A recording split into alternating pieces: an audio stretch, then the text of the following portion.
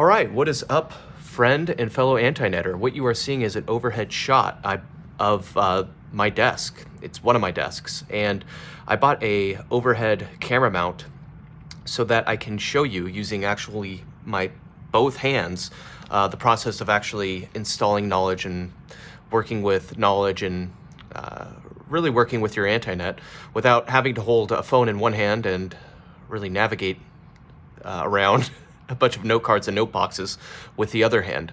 So in this video, what I want to show you is the process of taking notes from a bib card. This is a bibliography card, and you can watch the other videos that I have created. One is called like an end-to-end process of creating knowledge using an Antinet, and this bib card contains the observation notes that I made while reading this book, Daring Greatly. Now, I read this book maybe in like a day and a half, 2 days, and I read it. It didn't take me long at all. It was pretty quick because once you read the Antinet way, you learn to read selectively, and there's another video that you can watch on that. It's how to read a book using the Antinet. Now, what I'm going to teach you in this video is how to go from here to here and how to install your knowledge and observation notes that you make while reading a book into your Antinet. This is one of my drawers of my Antinet. This is the fullest one. This is comprising the book that I am writing on the Antinet Zettelkasten and organizing and managing knowledge using analog tools. This box over here is my index box, and this is where I go to look up certain things that I'm thinking of to find certain ideas that are then referenced in the Antinet. Okay, so recently I read Daring Greatly. It is a book about having the courage to be vulnerable and to lead with your heart and not put on a mask and not try to essentially project and create a character for yourself, but actually to be vulnerable and speak the authentic truth to people. And I read this because I just kept hearing it over and over. I think I heard about Brene Brown on the Tim Ferriss podcast. Her TED videos have been referenced multiple times. It's an okay book. It's I think that the core ideas really can be explained in a very brief way of it's really, there's a lot of payoff to actually being vulnerable and being authentic. And that's really the summation of the book. Now, when I went through it, I was able to extract and really select and extract some ideas that I'm going to walk you through right now. So the first one is on page 9, self-actualized living checklist. She had a good checklist on page 9 of her book. On page 69, the areas of life. And the reason I've been collecting, I find it interesting of being able to really simplify life by organizing it into a set of areas, like health, wealth, relationships, stuff like that. And a lot of these, as you can see, these are very brief notes. And they're brief because they're signaling to me that I don't want to actually fully develop these notes. And that's a thing that Lumen did. Lumen only created about like 4 main note cards, I call them main cards, for every book he read, okay? And he read a lot of books in a 30-something year period. In his own Antinet Zettelkasten, there's 15,000 titles, basically 15,000 papers or books that he read, which I forget what it comes out to, but it's like a book a day or a title a day he read. So you need to read fast, you need to read efficiently if you want to be able to read as much as Lumen. And who knows, perhaps he did read all day, but the way that I've actually made the idea work of reading a title a day is to read selectively. And again, there's another video on how to do this, okay? So anyways, these ones are not immediately and directly applicable to what I'm currently working on. I'm currently working on a book about the Antinet, right? However, in the future, at some point, I think I would like to write a book about life philosophy or psychology, philosophy, and copywriting, marketing. That's really closer to my, really previous craft was copywriting and marketing. And like there's a few themes that I've always come across, like feedback, self-actualization, perfectionism. And, I'm not going to fully develop these. I'm going to show you how I do that. Later on, down here, there is more developed notes, like on page 251, it's Traveler, There Is No Path. This concerns itself with something called emergent research. And emergent research is something that really the Antinet enables one to partake in. Emergent research is the process of asynchronously working and researching many different topics and developing them, and allowing your research to almost surface itself instead of it being a pre-planned like theory, and trying to fit your research all around a certain theory. You let your own research and reading create its own theory, and that's called the emergent research process. And Brene Brown gets into this in the appendix section of her book. And there's a concept she talks about called writing by hand, and this gives you an overview of this card. Okay, now I'm going to do two things right now. I'm going to show you the process of actually getting these items installed, and then I'm going to show you a process of actually developing this into a main note. Okay, so let's get rolling. Okay, so page 9, self-actualized living checklist. Okay, so if I go and review this, okay, here's, I guess, what I was referring to. There's a checklist of, what you want to, what characteristics you want to employ if you want to actually live your fullest self-actualized life. So first off, there's cultivating authenticity, letting go of what people think, cultivating self-compassion.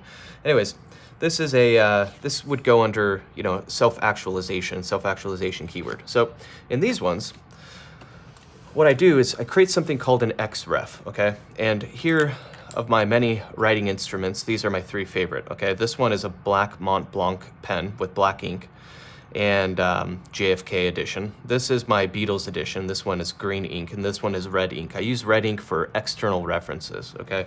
So I'm gonna go to self-actualize. I wanna see if I actually have an entry for this. Okay, so I have a whole, this is actually really interesting. What I like to do, I usually like to use these as like placeholders, so when I go in, so I don't have to actually go and refind everything. So when I look this up, this is called this is an individual card, an index term card for self, like anything that starts with self. And so basically this, and ignore this was a mistake. Like I was trying a section of actually putting this in the psychology self section, but I've since moved it back into the index. Okay, so here we have self-communication, and that points me to 5412, self-acceptance, self-analysis, self-talk, self-focus, self-authoring, self-care, self-esteem, self-hatred, self-love, narcissism, all that stuff. Okay, self-referential, self-deception. Okay, so here we have one. So as you can see, a lot of these are what is it called? They point to card links in the main Antinet. Now, what I want to do is I don't want to actually, because I'm not ready to write about self-actualization yet, what I'm going to do is I'm just going to create an XREF, okay? And this signals to me if I find more content and want to create more content on self-actualization, I'll actually make a main section for this. So all I'm going to do right here is, so I have, Brown is the, how I reference this book, and I don't have another Brene Brown book, so I just reference Brown and page number. So all I do is I write self-actualization.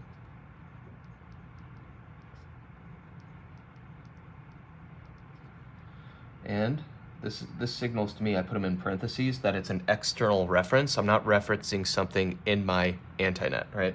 So I'm just going to put Brown 9. So Brown page 9. That's it.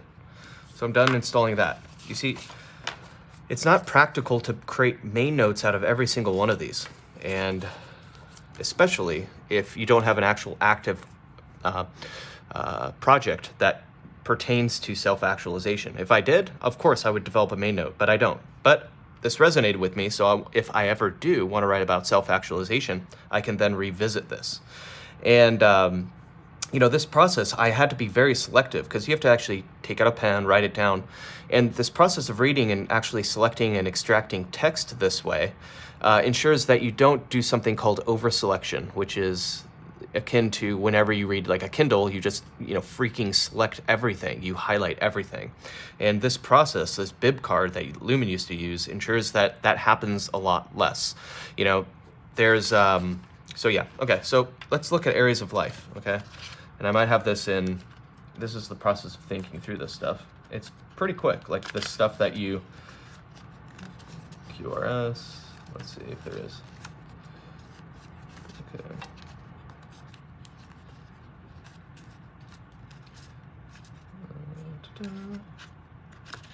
Okay, so if it's not there, I'm gonna search life areas.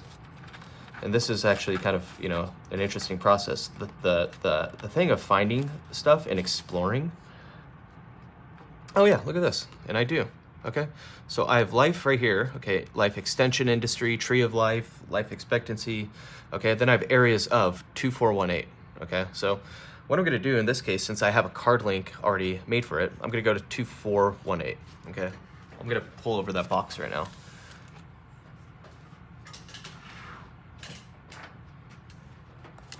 Okay, so here is 2418. Oh, it's really actually interesting. Okay, so as you can see, now I'm kind of reviewing everything I've written on that. This is from, I guess, a book called Designing Your Life. And 4 areas of life: work, play, love, health, okay? There's 3 areas: health, wealth, relationships, according to one author. Areas of life, according to another one, is mental, intellectual, physical, emotional, spiritual. Another one is, so I have a bunch of these life areas. I've just always found it interesting how different authors organize one's life into different categories. Anyways, at the front of this, and this is a good refresher. I call them, so I have parts of life, okay, 2418/0, that's what the address is. And R. Huxley bio, this is from that was from a Aldous Huxley biography. So I have another XREF, which is from Daring Greatly, so I'm just going to put Brown.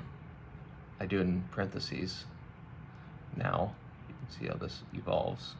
Brown, and that's page 69.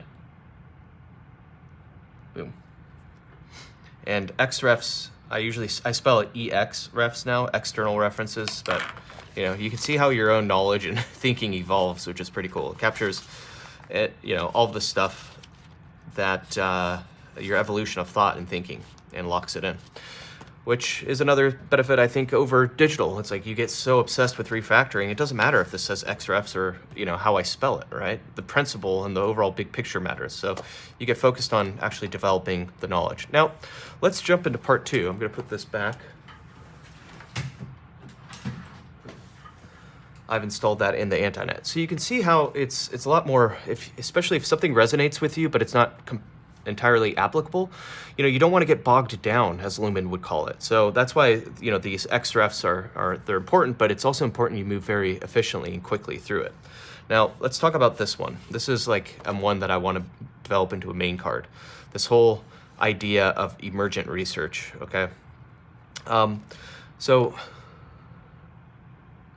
So I think the thing that I want to write about is, let's go explore this. So page 251. Okay. So she has a trust and emergence, grounded theory. She calls it grounded theory, and she talks about her research process. I love this quote, so I'm definitely going to excerpt this.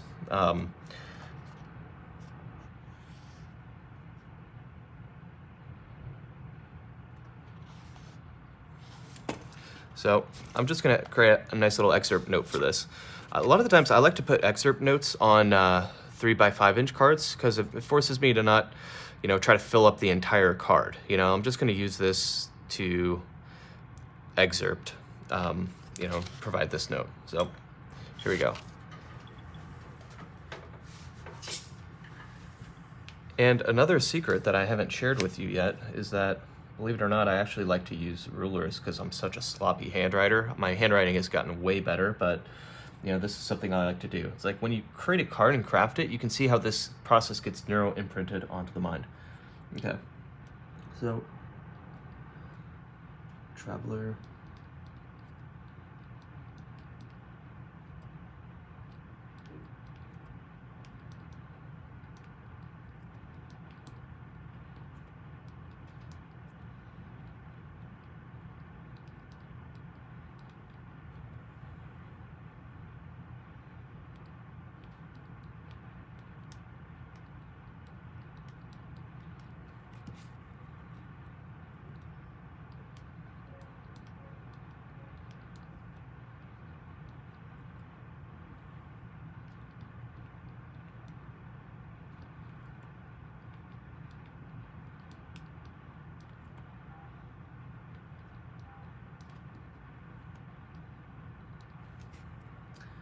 This was Antonio Machado.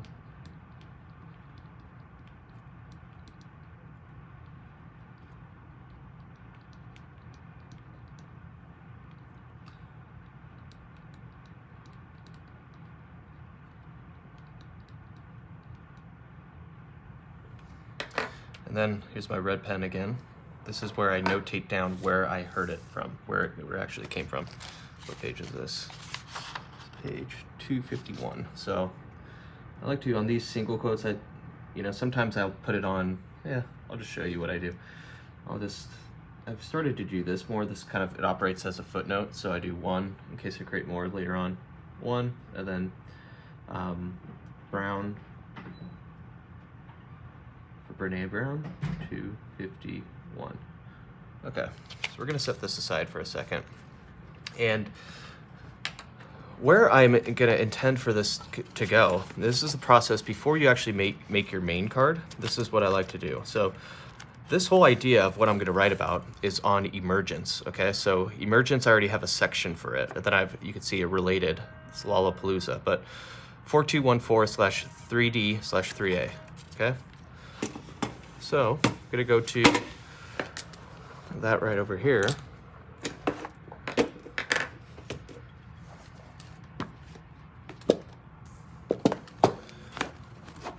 One, two, four, 3D, and then 3A, I think it said.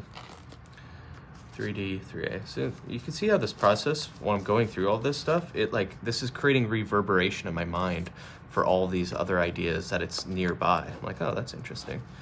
And, okay, perception, perspective. So this is one of the benefits, I think, that that you get with an Antinet is you're exploring. You're not searching on this endless black hole of digital documents with no personality or spirit. I'm seeing my own life and consciousness in my own handwriting, and like my own drawings, and seeing me explain perspective versus perception, and all of this is kind of creating reverberation and reminding me of this whole a lot of this stuff. And this is good because this is what Luhmann talked about as the system is a surprise generator. So as I'm going through this, I'm like getting reminded about perspective, and then you're kind of combining the two ideas at the same time. That's why I think it's very important. So, so let's select this section, okay?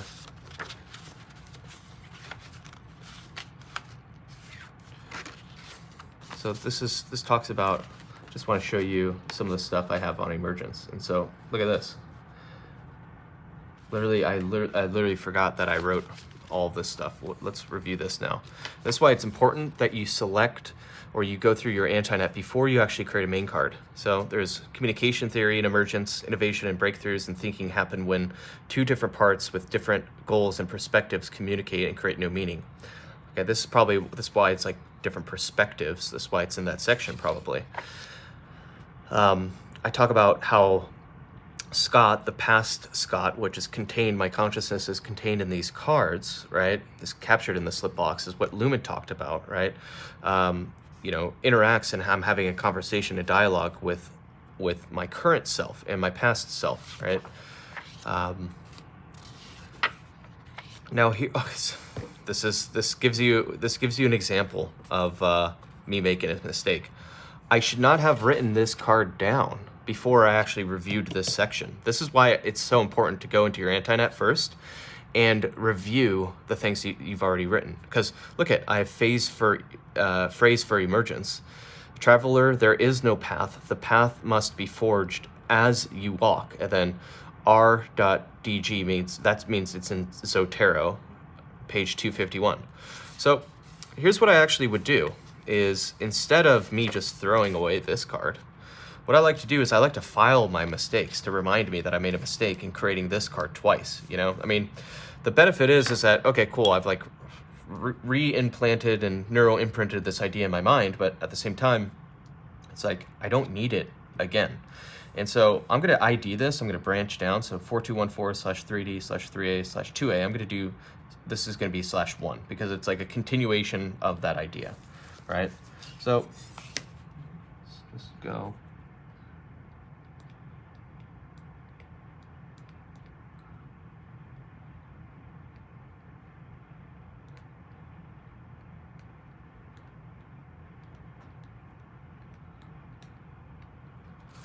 And just for fun, actually, I'm going to show you something. Kind of like if you've ever seen in programming languages, they have comments. You know, you can, like in Python, you just put like I believe it's a hash mark. You know, in JavaScript, double slashes to like add context. I like to put my comments on certain cards in green so I can tell that it's like added later on. So I'm going to do this one.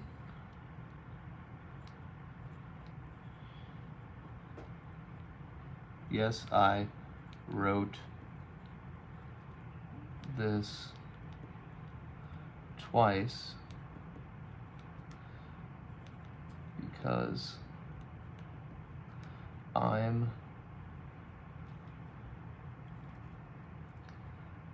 a genius. You like how I spell genius? Yeah, so anyways, now that's locked into eternity to remind me of how much of a genius with a J I am, okay? So I'm going to file that one behind here, okay? So let's keep going through this. So grounded theory research is a systematic research methodology used by Brene Brown, you know, in the assertion it results in emergent breakthrough ideas. Means there is no path. She initially set out on a well-traveled path to find empirical evidence of what she knew to be true, okay? Grounded theory is impossible to understand. It takes courage to the research process, enter and define certain problems. It takes courage to let go of your preconceived vision and notions. It's funny, because like when I reread this part, this part didn't even really resonate with me this time around. And I knew I had something like this in here. I just didn't know what. So I'm going to show you something. I want to put what the new main card that I'm going to create after this one, which is, this is 4214/3D3A2B2. And then I've got 4214/3D3A, right, /3. So what I want to do is I want to create this after, I want to create my new card. I'm going to have it be 2C. So we're going to pull out a new card. This is going to be for my main card. I'm going to create kind of like a reflection note on this one, okay?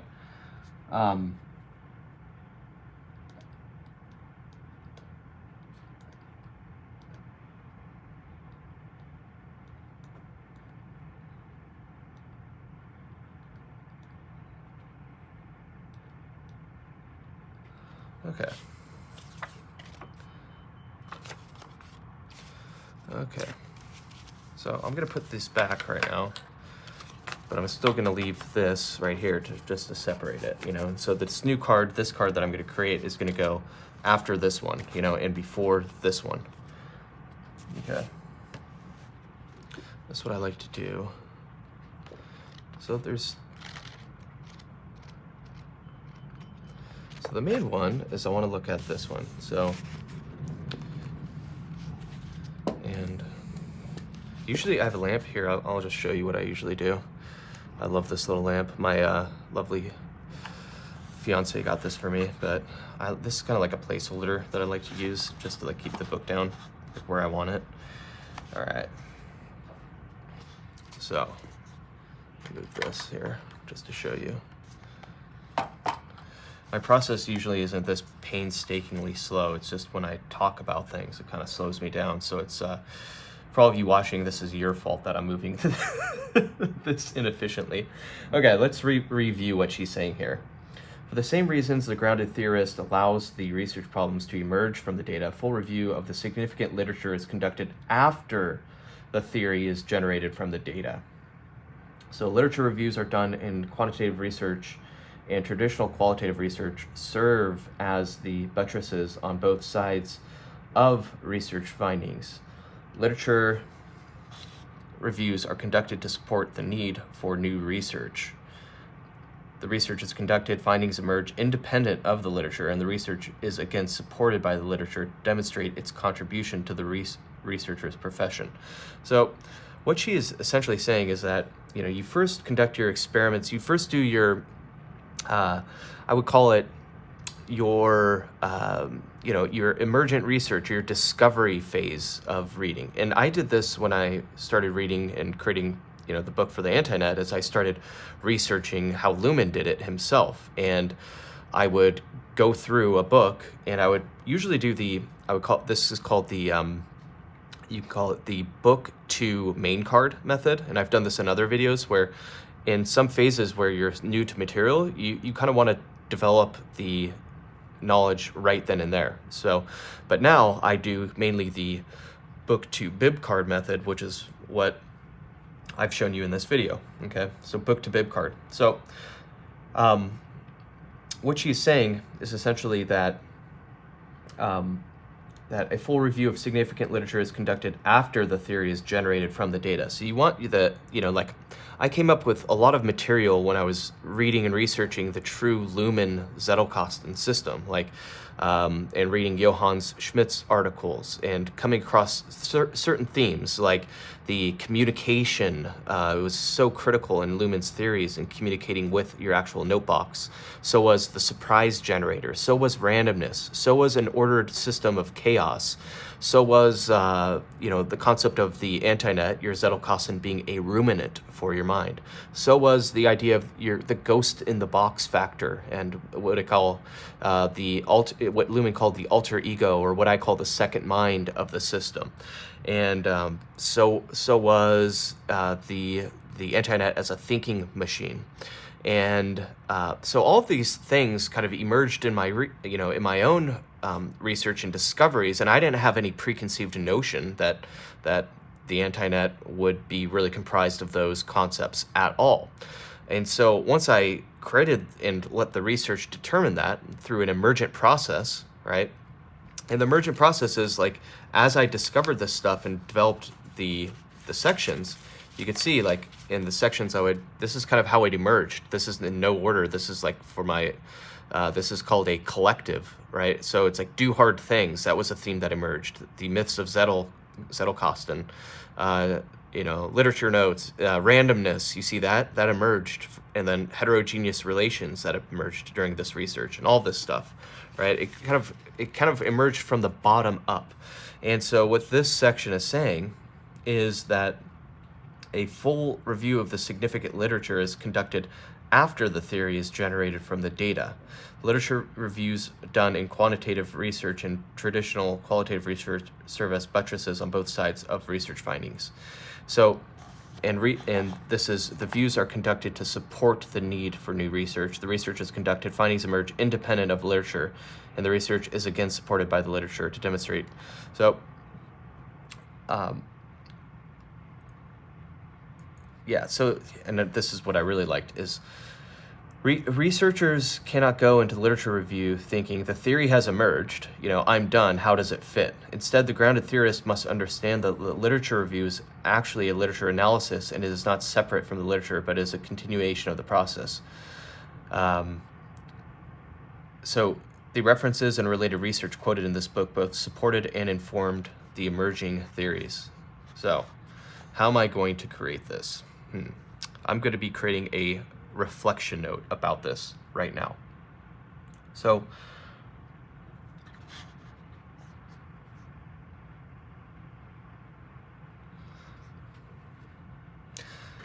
what I'm going to talk about is how Brene Brown really reflects and seems to highlight an observation that I have made in regards to there being kind of two phases of developing knowledge with an Antinet. So,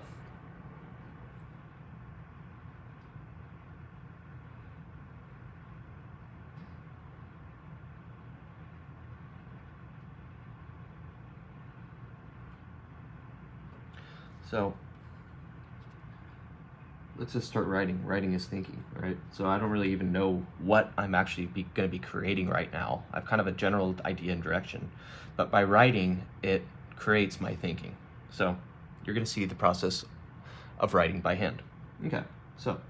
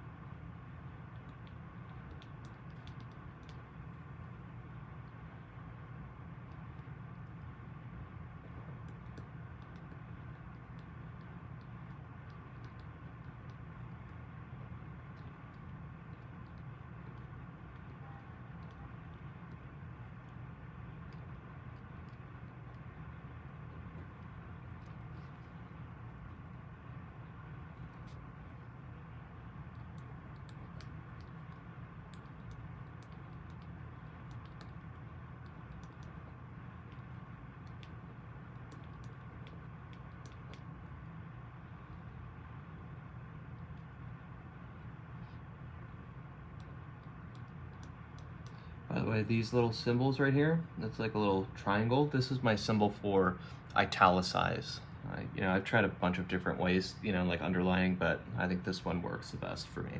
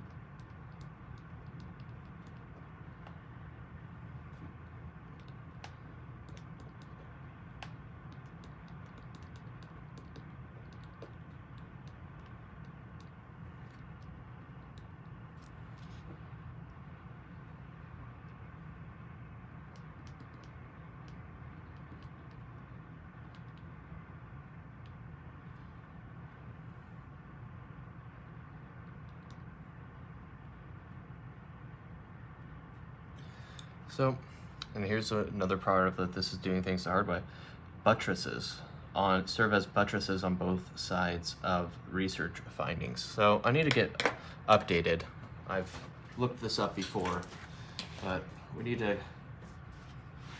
The word buttress always seems to be an absolute buttress of a word. So look what I have over here.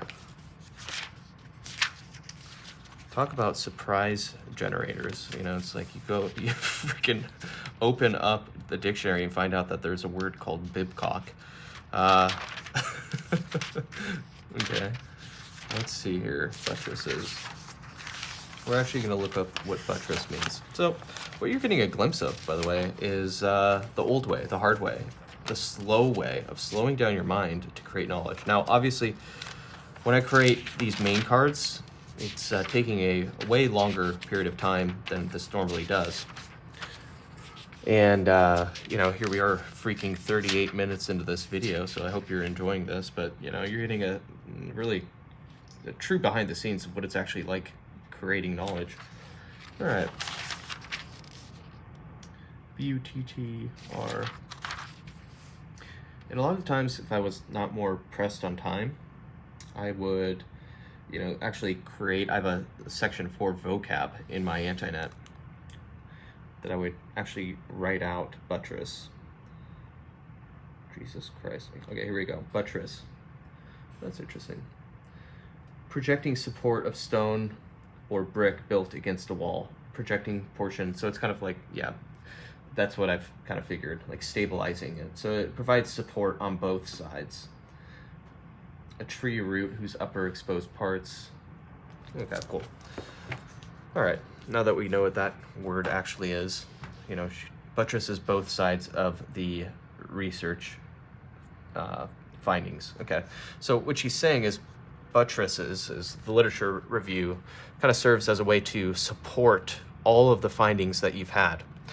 And so what this essentially tells me is this is kind of why, you know, after you've kind of created the theory of going through, like I've just explained to you, the theories, you know, that I've had and come up with when researching and working with the Antinet, your bib cards, being able to write them in a more concise way, happens because you've actually done the first part of the research of coming up with a theory. So when you're reviewing and reading new texts, you can be very concise and say, you know, like emergent research, you know, I don't have to like write out this whole idea. I already know because I've written out the idea of emergent research. All I have to do is put in the keyword emergent research. Same with writing by hand. I didn't show you this one, but writing by hand. So anyways, let's keep developing this card. Okay, first, Brown allows the research problem to emerge from the data. Second, she conducts a full review of significant literature.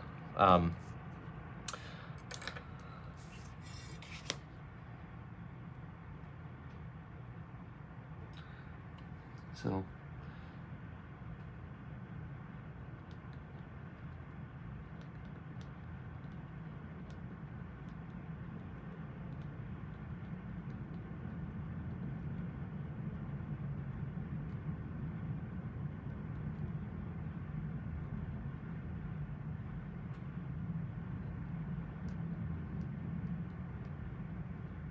serve as a buttress to support her theories.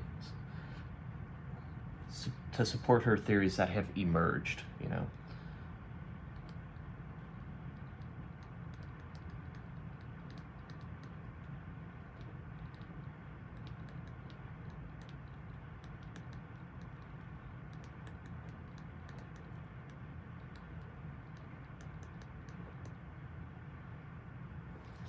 Okay. So, you know, and what I like to do, so this is, as you can see, this like the footnote thing that I was talking about. Same with this. It's the same one, but in case it gets broken up, I want to be able to reference it. So one is, so this is, this comes from Brown, I would say, yeah, 258 to 9.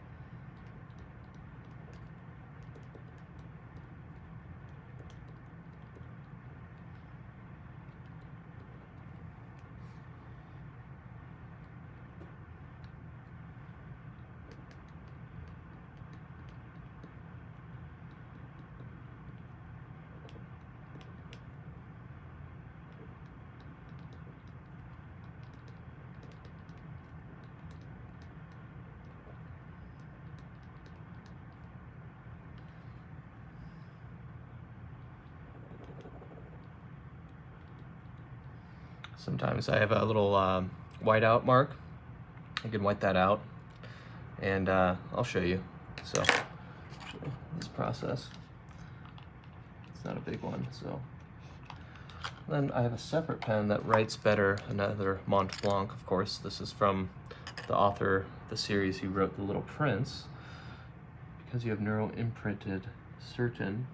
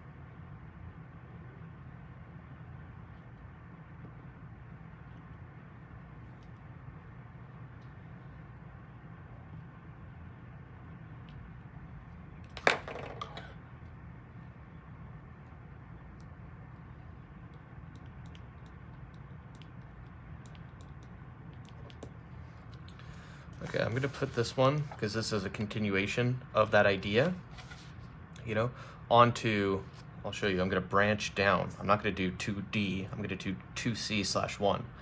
So what you're gonna see here,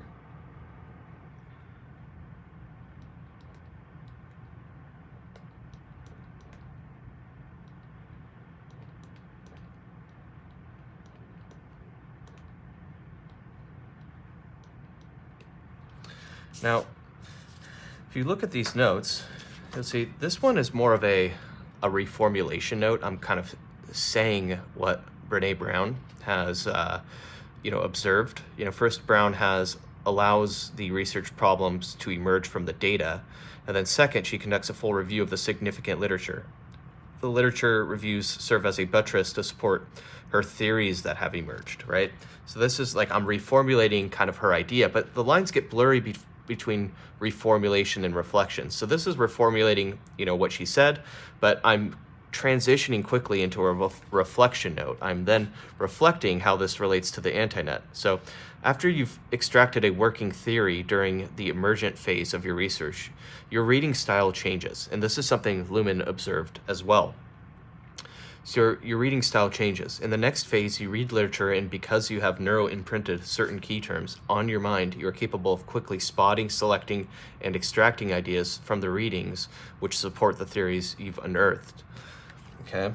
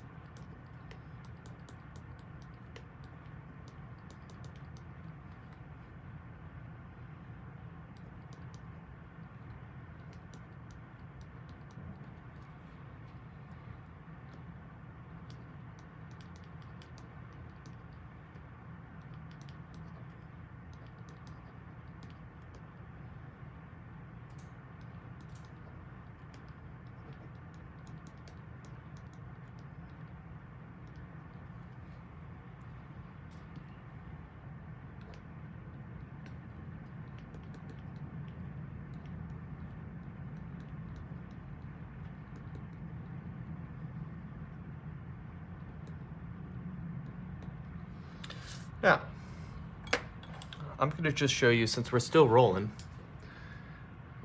and since we're on 50 minutes into this thing, you know what? Hell, why not? Let's go a little bit further. So, I want to show you another trick, okay? So, you see this phrase, your reading style changes? Well, this is something Luhmann talked about, and he wrote about it in his own Antinet. His own Antinet Zettelkasten has a section on the Zettelkasten, and he writes about how your reading style changes. So what I like to do, if I want to create a card link, I kind of do the footnote element as well. So I'll put one down here, and then I'll tell it to link me to that section in my own Antinet where Luhmann talks about how his reading changes when one reads differently when using an Antinet. Okay, so let's see. So over here, this is called a collective card. I would call this an intentional collective card. It's an outline collective card. This is one of the chapters in my book, and as you can see, this is the chapter that pertains to reading. And you know how this was compiled was I went through all of my emergent collectives. You know, these emerged over time during my research, and then I organized it into a organized card. So all of the ones that are dispersed about reading over here, I took them out and I put them all into one card, which forms a chapter in my book, which I've since changed this chapter really to, instead of it being reading, because, you know, when you're gleaning info from a podcast, that's not really reading, so I call it extraction now. Okay, so anyways, reading differently due to the Antinet. He talks about this in 3A, 1C, A1, 1A, 5.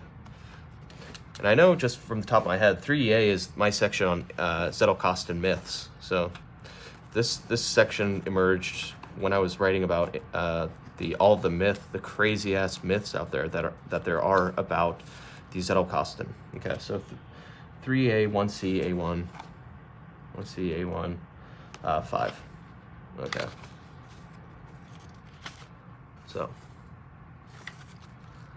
do this. This is my little bookmark for this. Okay. So in a card of Luhmann's own Antinet, one finds him noting that one begins to read differently after the phase transition to a second mind. He mentions that when one reads with a clear idea of the key term or area within the Antinet, which is triggered and recalled much more readily due to the practice of writing by hand, I link to that. At the end of his note, explaining that one begins to read differently, he ends with a very excited and statement, no excerpts. From this, we can perhaps glean that he's happy to transition beyond the phase of writing down excerpts, what he rates, long quotes like in the 1950s and 60s. We can assume also he means he's transitioned to a manner of reading whereby he's unleashed a very effective, improved method for reading more books faster without the usual trade-off incurred of remembering less and using less of what you've read. It also helps to avoid getting bogged down, is what he writes. And so this link is a link in my own Antinet, which I wrote out his words by hand because I've been dealt neuro-associative recall. Yeah, exactly. Okay, so what I want to do here, this kind of points me to, as you can see, I'm going to refile this back. And you know what? To hell with it. I'm going to actually show you this quote, okay? 5249/9/AG.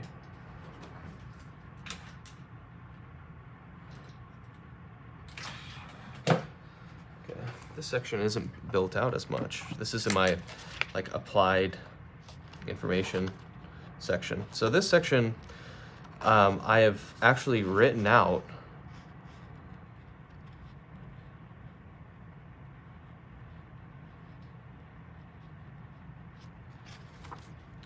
so where is it? 9/AG.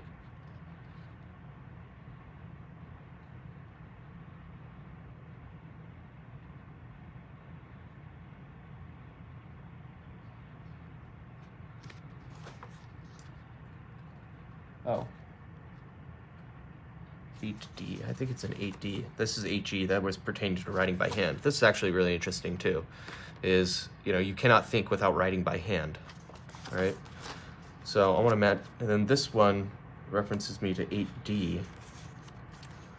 So this is Lumen's words. What I did is I translated this using Google Translate. This is an actual card that Lumen himself wrote. And then I translated it to English, and then I wrote it out myself by hand. So this is what Lumen's actual, one of his notes looked like. So effects of Antinet on reading. Obviously, he said, Zettelkasten on reading. But we know that, his Zettelkasten, his note box, wasn't just a note box, right? It was a special type of note box. It was not a Ryan Holiday or Robert Greene note box. It was not just organized randomly. It was, built using the Antinet principles. So it's an Antinet note box. It's one that's analog, numeric, alpha, has a tree structure and an index, and it's a network of those components. So it's an Antinet. That's why I translated it. Obviously, he would not even know what the hell an Antinet is, but this is the Sheparian translation right here. So effects of Antinet on reading. One reads differently if you pay attention to the possibilities of how a concept fits into the Antinet, whether it's a new concept or whether it's related to a concept. And he said, read with an eye towards the note box or slip box, right? Or his files, whether it's a new concept or whether it's related to a concept with a key term entry in the index, not getting bogged down, not excerpts. And so, and I actually, it's funny in this, I believe literally, he's on Note Experts, he excerpted a lot, okay? And so that's a myth, and I get into that as well. Like literally, I think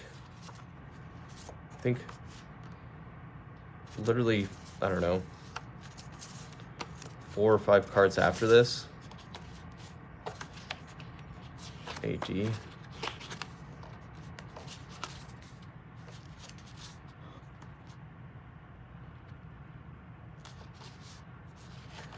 I don't know. I think, oh yeah, here it is. Yeah, literally 4 cards after this. This is another note in Lumen's system. He has an excerpt note. So, he's a follower of the do what I say, not what I do principle to the extreme, not excerpts, right? So he did actually excerpt, even though he says don't excerpt. But the main thing is that you read differently once you've neuro-imprinted these ideas onto your mind. When you're doing the literature phase, as what Brene Brown talks about, you read differently. You can write it on bib cards a lot faster and more efficiently. Okay, that's my idea and my thought. So I'm going to file that. So really what I want to do in the Antinet is I'm going to link to this actual card. So you see how I created this one? I'm going to link to this right here, this card address, putting in 5, 2,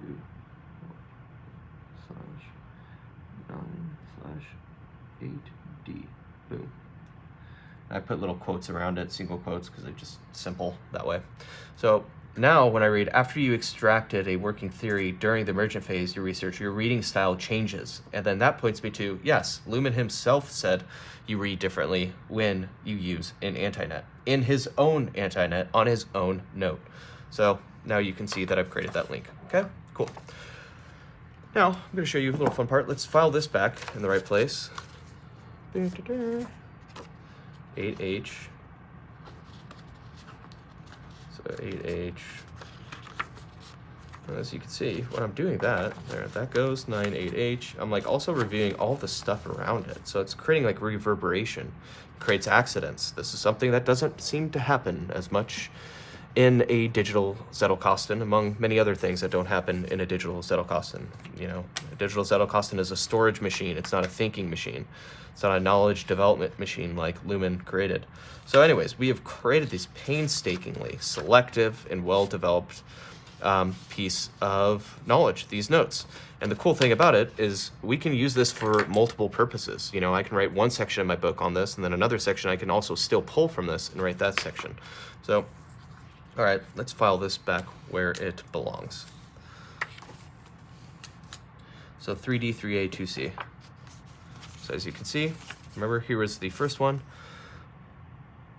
3D, 3A, 2B. Then this goes right here. This one goes behind it. We install it, and we are done. Let's put this back to 3A, 5A. Okay. Boom. And that.